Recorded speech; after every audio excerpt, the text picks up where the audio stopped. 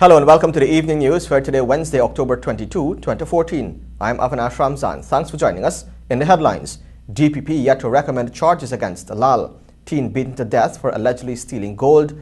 Multi-million-dollar IBSA contracts signed for market rehabilitation. UN celebrates 69 years with MDG awards. And Londoners fear backlash from toll increase. Now for the news in detail. In light of the ongoing battle between publisher of the Kaichor News, Glenn Lal, and Commissioner General of the Guyana Revenue Authority, Curtis Tatar, with respect to the threatening language, the Director of Public Prosecution is yet to make her recommendations on the matter. More in this report. The file was initially sent to the Director of Public Prosecution's chambers on October 14 and returned to Crime Chief Leslie James on October 15. Based on reports received, the DPP would have returned the file jacket to the police requesting clarifications on several aspects of the allegation. The police, on the other hand, would have included the information requested by the DPP and resend the file to her chambers on Wednesday. With the necessary clarifications noted, the DPP will now decide if there is enough evidence to institute charges against the publisher of the newspaper.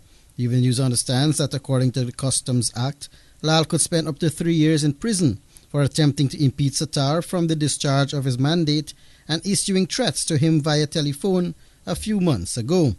Tatar had made a complaint to the Brigdam police station months ago when the incident occurred. Up to last week, Tatar told this newscast that he was fearful for his life given recent revelation about Lal's involvement in the vigilante-style killing of an East Bank Demerara resident years ago. A teenager accused of stealing a quantity of gold and other items was on Tuesday beaten to death by a group of men at Konawaruk Bagdam, Potaro Region 8. The dead teenager was identified as Asad Porter, aged 17, of Lot 38 Garden of Eden on the east bank of Demerara. Information reaching the Evening News revealed that the young man has been working at a mining camp for the past 2 weeks, but on Monday, several workers accused him of stealing a quantity of gold, an iPad and a mobile phone. He refuted the claims and reportedly tried to prove his innocence, but was beaten about his body by a group of men with pieces of wood. He was then picked up and taken to the Madhya hospital, but died on the way. 4 men have been arrested and are in police custody assisting with investigations. Wazir Potter, the father of the dead teenager, told the Evening News on Wednesday that his son's boss visited his home on Tuesday morning and related that his son was accused of stealing the items from the workers. The distraught father stated that while his son's hands may have been sticky, he believed his son did not take the articles. He subsequently had a telephone conversation with the young man who held out that he was innocent.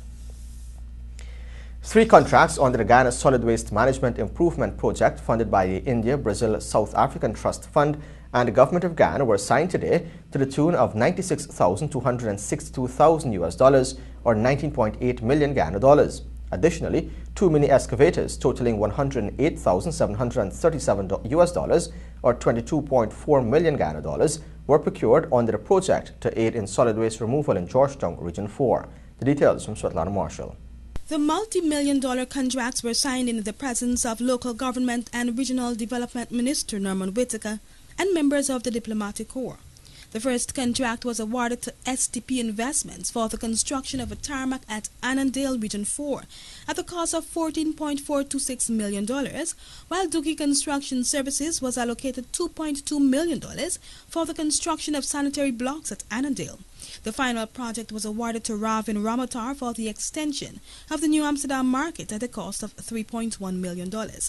Minister Whitaker said the Guyana Solid Waste Management Improvement Project is another initiative undertaken by government to combat the garbage crisis in the country. Our intervention in addressing this issue goes beyond the Clean Up My Guyana activities that we have that are ongoing. And we have been looking for other opportunities, other areas by which we can support the cleanup activities as approved by government and by the Parliament of Guyana. And so although much is being talked about the Clean Up My Country activities, there are other interventions such as the IBSA project, a project that looks at waste management from a slightly different perspective, since it addresses among other issues, the fact that vending, illegal vending, roadside vending, has been a significant contributor to the solid waste problem in this country. The Solid Waste Management Improvement Project has 3 objectives, with major emphasis on illegal street vending. The first strategy includes the procurement of appropriate equipment for collection, transportation and disposal of waste to landfill sites, including compactor trucks, mini excavators and garbage bins. The second includes the expansion and rehabilitation of the markets and market tarmacs with the aim of curbing illegal vending, while the third strategy is raising public awareness on solid waste management. Additionally, the project allows for the procurement of 30 garbage disposals. The local government ministry's permanent secretary Colin Crowell, during the presentation, reported that the IBSA project, which started in April, is progressing smoothly. In terms of the markets, we have repairs to the Anna Regina market. This was awarded to the tune of $19.6 thousand US. This involved repairs to the roof as well as changing of a number of defective boards, electrical installations, etc. This work is ongoing. In fact, it's nearing completion. Rosignan market, we have to the tune of $70,945 US, awarded to General Contractors Company Limited. The contractor has now mobilized and in fact dismantling in terms to facilitate repairs that has now commenced. What does this involve? Construction of shed, extension of the existing market, some electrical and plumbing installations, as well as the repainting of the market. In March, government signed the agreement with the IBSA Trust Fund through the United Nations Development Programme for the implementation of the Solid Waste Management Project.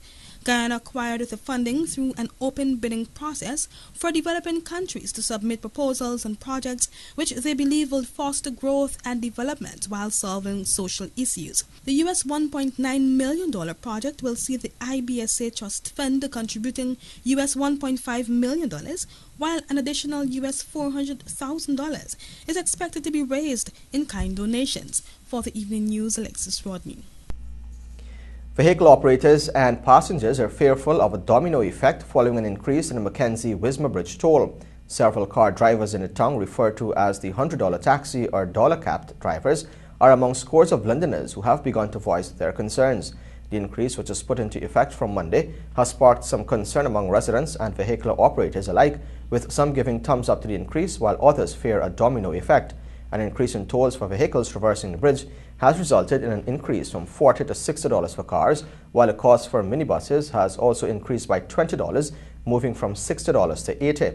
While varied toll increase adjustments has been made for other motor vehicles, minibus and car operators stationed at Linden claim they are the only ones mostly affected since they are frequenting the bridge more often.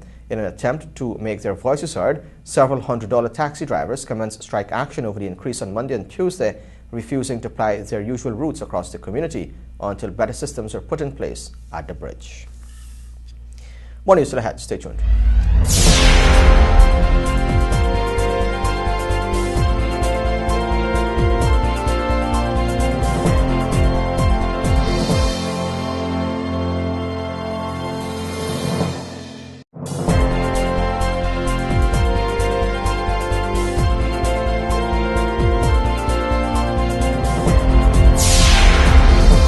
Welcome back. This is the Evening News. In this report, we'll hear that Dr. Patricia Rodney, the widow of the late historian Dr. Walter Rodney, is hoping that the findings of the Commission of Inquiry investigating her husband's death would ultimately realize the goal fought for by her husband. Alexis Rodney reports. Ending her two-day testimony on Tuesday, Dr. Rodney said that her husband had been a fighter for the rights of the working people, both within and outside of Guyana. Even as she reiterated her gratitude to Guyana's leadership for the setting up of the investigation, she reminded of the struggles endured to see change happen. Dr. Rodney admitted that her husband was a great academic who had an innate interest in the working class. These are some of the things that had brought the pressure on the historian, who had continuously spoken against the undermining of those in the lowest bracket of the social strata. His efforts were also to remind the African community of their roots and through discussions provide ways through which they could embrace it. She spoke of his presence in Jamaica, lecturing at the University of the West Indies, and his efforts to amend the already broken society, which was marred by constant protest by the people. She explained that his efforts there and his association with the common people, including the mingling with Rastafarians, had driven the government to declare her husband persona non grata, and the family was forced out of the country. Dr. Rodney continued that she and her family hope that the truth be told, and whatever emerges from the investigation will weave the Guyanese community back together. For the Evening News, Alexis Rodney. On Monday last, the Medical Arts Center Laboratory was officially certified. Details in this report. The Ministry of Culture, Youth and Sports will be hosting its first ever Youth Awards on November 8th at the Theatre Guild. This is according to the project officer of the event, German Wanston, who also shed some light on the event. The National Youth Award should be held at the Theatre Guild. We have the Natural Culture Center as a backup, just in case we don't get the Theatre Guild. But the event should be held on the 8th of November at the Theatre Guild. There has been a number of organizations, volunteer involving organizations, as well as individual volunteers, championing youth development through community work across the country. But never before has anybody sought to highlight and reward those persons for the work that they would have done. Over 36 awards are expected to be handed out to voluntary groups, schools and individuals who have been nominated. Wanson further explained how persons can be recipients of the awards. As I indicated, there's quite a lot of work being done, but nobody's recognizing the work, nobody's quantifying it. That's an attempt by the ministry to quantify and recognize the work of volunteer organizations. So because of that we're hoping to give a voice to voluntary activity across the country, and that is one way of doing it, by recognizing persons who would have been doing their own thing in a little corner to help in community and national development. We're expecting the full participation of the regions across Guyana to nominate persons within their regions for awards. We are also expecting to give a voice to volunteerism in Guyana. When asked about sponsorship, according to the program officer, thus far they have been getting great support from different government ministries as well as non-governmental organizations. The government has fully been on board as regards to funding the award. We've also had major responses from Digicel, from courts, and we've had a number of other organizations who would have committed to funding sections of the awards or providing some sort of resources towards the award. Royden James reporting for the Evening News. The Ministry of Culture, Youth and Sports' first ever National Youth Awards is set for November 8 at the Theatre Guild. More from Royden James. The Ministry of Culture, Youth and Sports will be hosting its first ever Youth Awards on November 8th at the Theatre Guild. This is according to the project officer of the event, German Wanston, who also shed some light on the event. The National Youth Award should be held at the Theatre Guild. We have the Natural Culture Center as a backup, just in case we don't get the Theatre Guild. But the event should be held on the 8th of November at the Theatre Guild. There has been a number of organizations, volunteer involving organizations, as well as individual volunteers, championing youth development through community work across the country. But never before has anybody sought to highlight and reward those persons for the work that they would have done. Over 36 awards are expected to be handed out to voluntary groups, schools and individuals who have been nominated. Wanson further explained how persons can be recipients of the awards. As I indicated, there's quite a lot of work being done, but nobody's recognizing the work, nobody's quantifying it. That's an attempt by the ministry to quantify and recognize the work of volunteer organizations. So because of that we're hoping to give a voice to voluntary activity across the country. And that is one way of doing it, by recognizing persons who would have been doing their own thing in a little corner to help in community and national development. We are expecting the full participation of the regions across Guyana to nominate persons within their regions for awards. We are also expecting to give a voice to volunteerism in Guyana. When asked about sponsorship, according to the program officer, thus far they have been getting great support from different government ministries as well as non-governmental organizations. The government has fully been on board as regards to funding the award. We've also had major responses from Digicel, from courts, and we've had a number of other organizations who would have committed to funding sections of the awards or providing some sort of resources towards the award. Royden James, reporting for the Evening News. GCOM's chairman, Dr. Steve Surajbali, has strongly advised reporters not to yield to the temptation to manufacture news, but must dedicate their energies towards reporting it. The Kaiecho News, on a number of occasions, has been accused of this malpractice, but has always denied the allegations leveled against it. Dr. Surajbali made the appeal at a recent two-day workshop in elections training for journalists organized by the Guyana Press Association in collaboration with the High Commission of Canada. The GCOM chairman thanked the journalists who participated for making the special effort to be part of the profound learning experience. He also thanked the GPA and the Canadian High Commission for collaborating on the initiative, and more so for inviting GCOM to be part and active participants in the program, which ensured a cross-fertilization of ideas. Straight into the Evening News. More news ahead.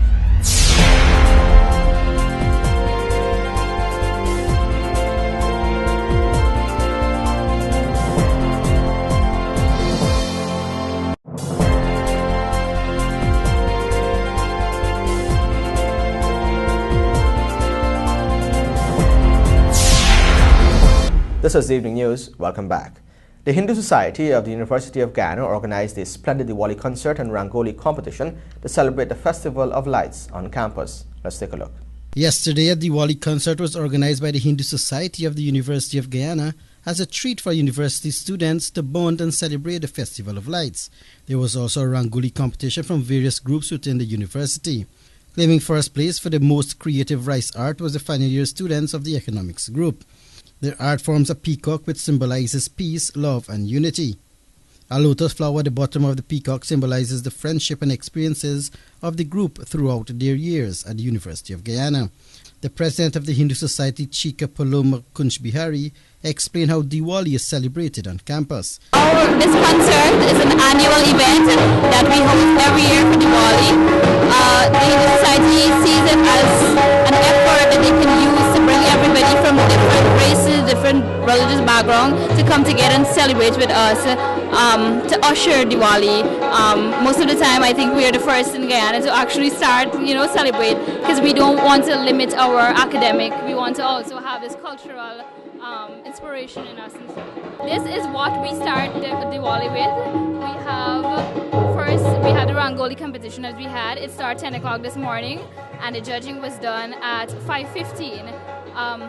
The Rangoli competition has been on, there's always been a program and Rangoli competition working together. The ignorance that we're living in, we need to come out of it. All the negativity that we live life with, we need to come out of that.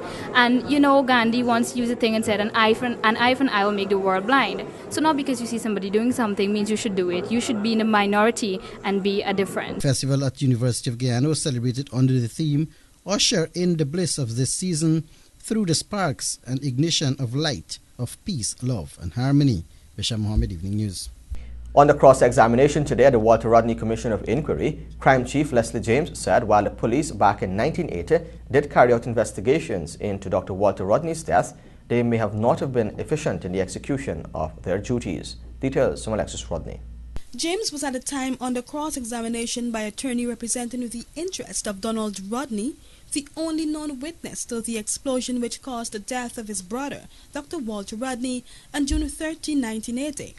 At the inquiry today, Scotland sought to establish that while arguments suggested that Dr. Rodney was involved in the gathering of arms and ammunition, and while his death allegedly resulted from an explosive device, the police had failed in any effort to investigate whether or not Dr. Rodney was dealing with such a device at the time of his death. What Dr. Scoos is saying here is that you should find residue if he were handling the device, but it may have been removed, he says, because the hands were wet and it may have been lost during the first post-mortem.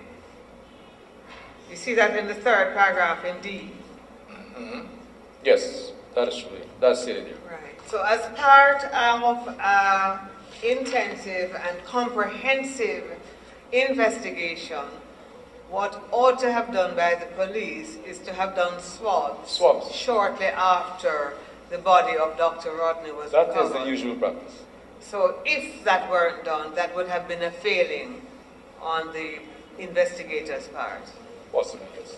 So as to leave it for several days later when Dr. Scoos was then examining the body. Other arguments surrounded the fact that the police, instead of retaining the clothes Dr. Rodney was wearing at the time of his death, had sent it for it to be identified by his wife, Patricia. All of these occurrences demonstrated the police's inefficiency in carrying out its job. Similarly, if clothes were taken from Dr. Rodney, they should be kept in a sterile container and analyzed and tested. They should not have been given to a civilian to travel with to somebody else. Should be some effort to preserve the evidence. But Crime Chief Leslie James said although he was not present at the time of Dr. Rodney's death or had any dealings with the operations, through the perusal of evidence, the police did carry out some amount of investigation. However, it was not as stringent as it should have been. Dr. Rodney met his demise on June 13, 1980, after the bomb planted in a walkie-talkie device he was about to test close to the Georgetown prison's fence exploded, killing him instantly. For the Evening News, Alexis Rodney. Your regional, international, and bridge reports are next. Stay tuned.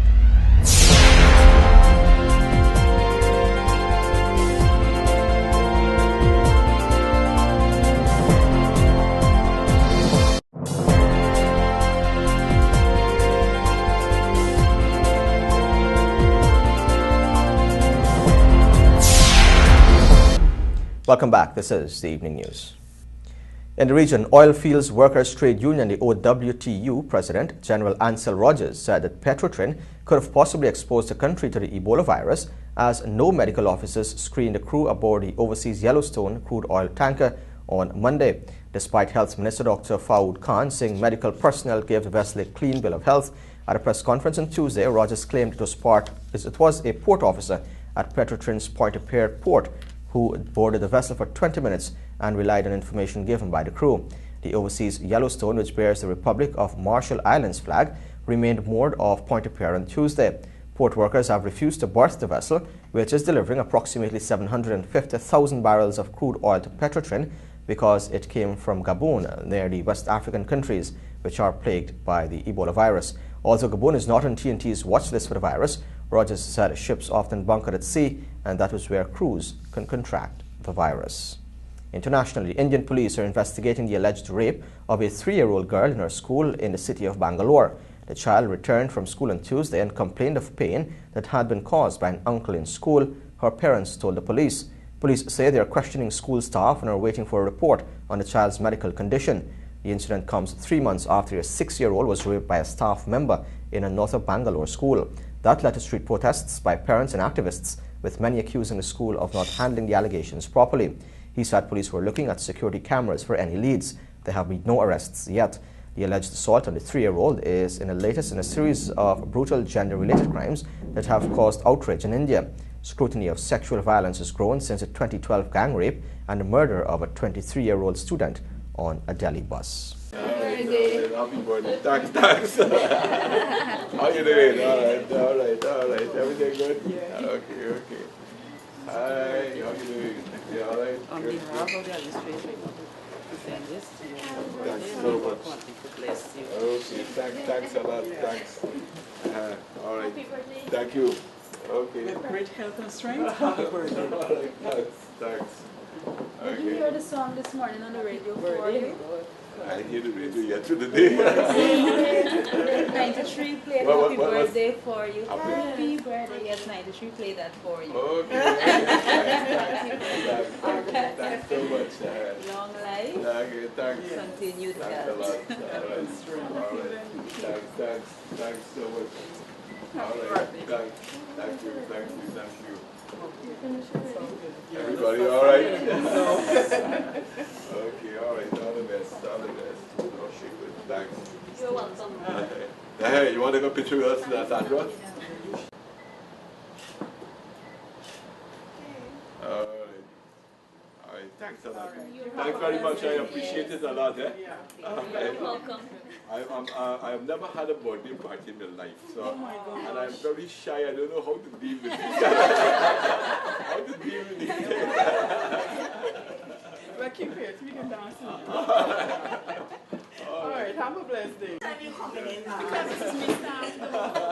This is Cabinet staff person. Everything all right? People who do the Hi, how you doing, girl? 2 kisses. You the European type. Yeah. They just asked me to write them and tell them that, yes, this is it. We buy it. But I want to be sure that, just want to make sure that. May have to come back. Oh, you got some chip, you know.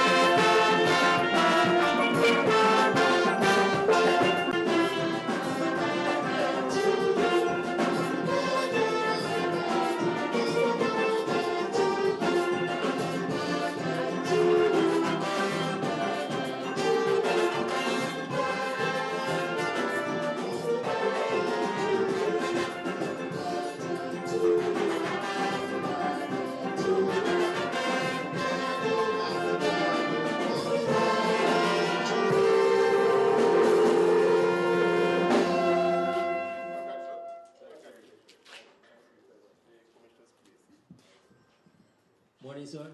I am Superintendent Karambash, and personal assistant to the Commissioner of Police.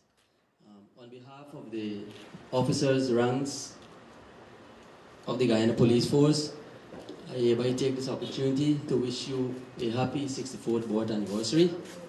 And I would like to, in this regard, I would like to present this token of appreciation from the Guyana Police Force on this auspicious day of yours. May God richly bless you. And, sir, may you wish to see many more birthdays in the future with the best of health and strength. Happy birthday, sir. Thanks so much.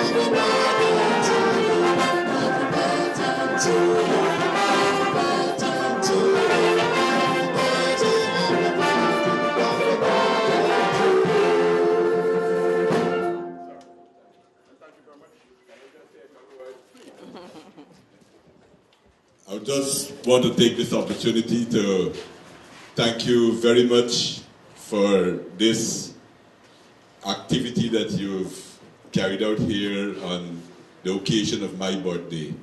I have not been a person who have had any birthday parties ever. I've always been working or going to school when I was a child on my birthday, except if it's a Sunday or a Saturday. But I want to say how much I appreciate what you've done here today, and you know very much. You know that your band is my favorite band, and it has always done extremely well. So I'm therefore even more happy that you have come to entertain me and the staff here today on my birthday. So once more, thank you very much. Just want to assure you that I will continue to try to do my best to work hard to enhance not only the general welfare of the people of our country as a whole, but to try to see what we could do for our immediate staff, for our police, and for the band itself, to ensure that it grows from strength to strength. Thank you very, very much once again. And thank you very much again for those kind words, and we will continue to support you. We'll always be there. Thank you.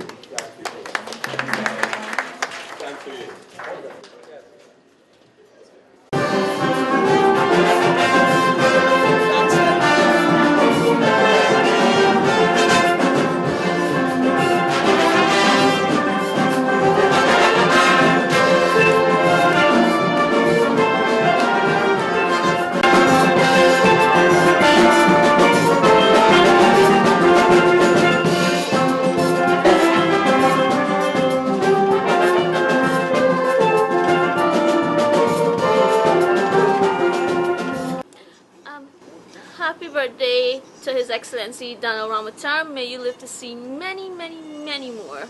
Do enjoy. A very, very happy birthday to His Excellency. May all the dreams and wishes for him come true, and we wish him all the best. And may he live to see many, many more.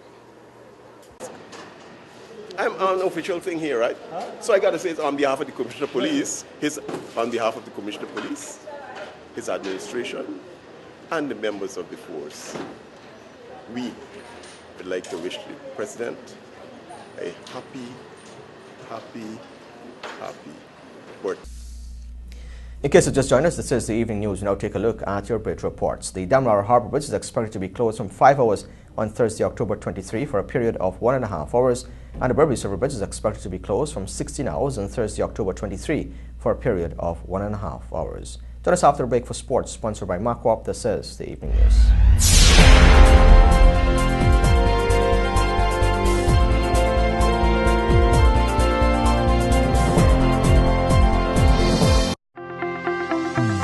Every day presents a few more challenges. Keeping your business running shouldn't be one of them.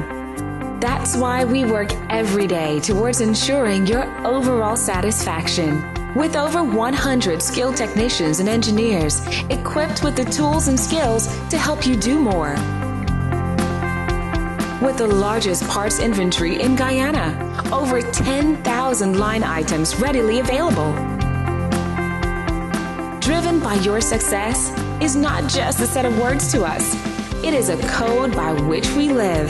That is why we are proud to say that we are Bridge.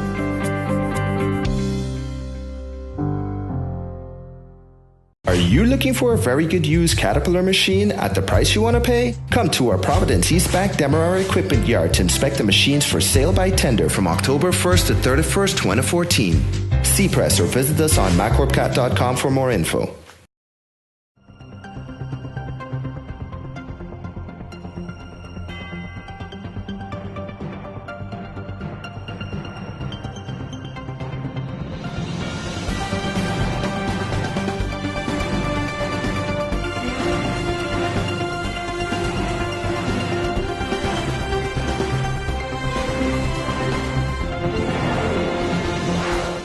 Welcome back. Now for a look at sport, but first the headlines.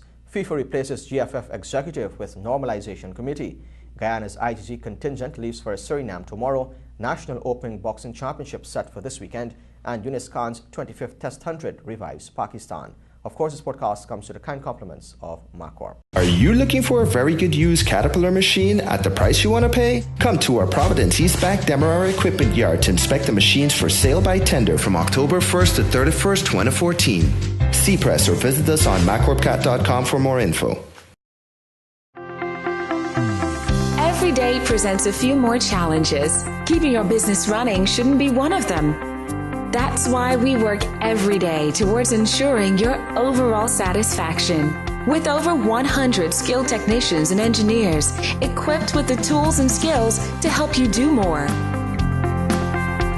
With the largest parts inventory in Guyana, over 10,000 line items readily available.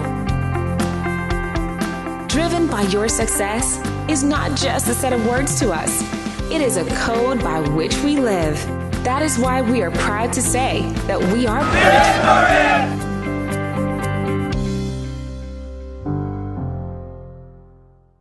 Welcome back. Now for the details. We start off with some football news. President of the Ghana Football Federation, Christopher Matthias, has been booted from his post by FIFA due to the current affairs of Ghana's football. The decision was made on Tuesday evening at a high-level meeting held at a Pegasus Hotel and headed by the FIFA's head of member associations, Primo Carvalho.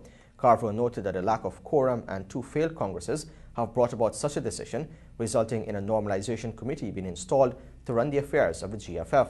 The FIFA official also highlighted that 5 locals will make up the normalization committee. Those names will be released within the coming days. It was also revealed that background checks were done on the 5 persons and only FIFA will have the power to remove the committee. Guyana's contingent to the second leg of the Inter-Guyana Games will leave these shores tomorrow morning for neighboring Suriname to compete in 5 disciplines from Friday to Sunday.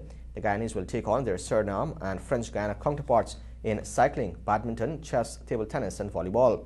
Both Director of Sport Neil Kumar, who will be travelling with the Guyana contingent, and Sport Minister Dr. Frank Anthony expressed confidence that the Guyanese will do well. Kumar said all logistics are in place ahead of the 3-day event and he's looking forward to Guyana coming out overall champion of this leg. Dr. Anthony, while expressing optimism of the team doing well, said he's specifically looking forward to the performances of the cyclists, whom he said should be in top condition following their participation in the 8th annual Right for Life 5 stage, which concluded on Sunday last. The Guyanese will return home on Monday.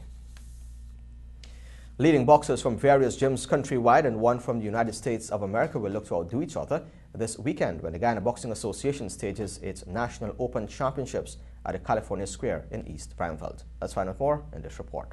Pugilists from 9 gyms and overseas-based Guyanese Quincy Biggie Small will compete at the championships set for Friday to Sunday and sponsored mainly by BK International, Mike's Pharmacy, Courts and the Sport Ministry.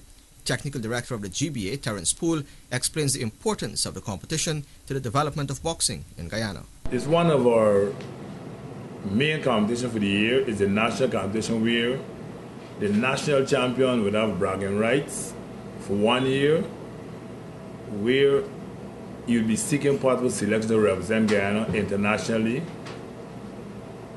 Because being the national champion, that is where you'll be looking at the champion force in representing Guyana, run up after if something happens to the champion. So it's very important that boxers try to win their various category. In the absence of headgear, President of the GBA, Steve Ninval, pointed out that the boxers will be required to use another method of minimizing abrasions. For this competition, we'll be for the first time using Cavalon cream.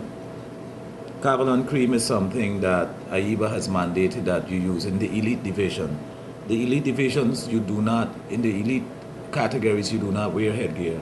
So AIBA has now mandated that you apply Cavalon cream. This is a cream that has been developed to minimize cuts.